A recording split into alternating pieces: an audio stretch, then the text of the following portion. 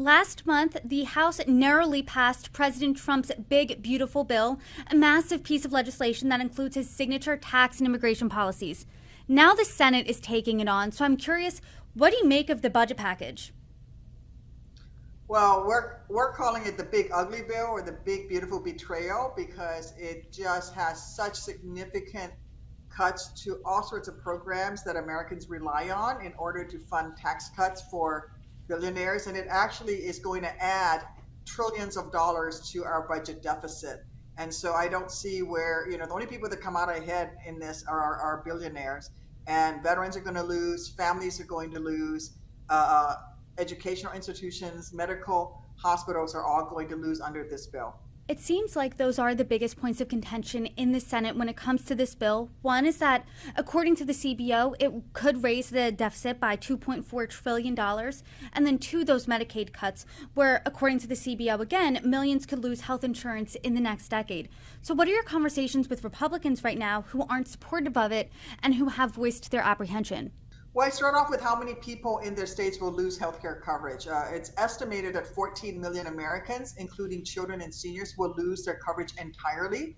And about 20 million Americans are going to see their healthcare costs go up. I also talked to my colleagues about veterans. There are significant cuts to veteran services in this bill, not to mention programs that help farmers and small businesses. I actually just sat down with some farmers not 15 minutes ago, and they are absolutely terrified of what's going to happen with the cuts that are in this bill. That's going to really decimate our ag sector.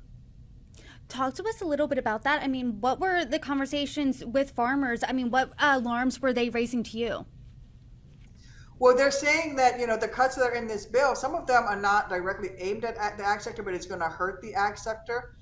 Cuts to EPA, for example, cuts to the FDA, because the FDA and it looks at feed products, that the feed that goes to animal feed, for example. And so there's all sorts of things in here that will end up hurting middle class families, end up hurting ag in a significant way. It puts the air that we breathe and the water that our children drink at risk, because it's going to go after the EPA and its ability to monitor the environmental health of this country. They're even looking to cut programs like the National Weather Service that farmers rely on to know that what they need to do with their crops from day to day. And you and I need the National Weather Service. I'm a pilot. Pilots need the National Weather Service, and so these cuts are going to be, they're just so widespread and they're so egregious that it doesn't even, if you're going to raise the budget, then raise it for a useful purpose, right? To extend more benefits to Americans. Or we've never as a nation raised the budget in order to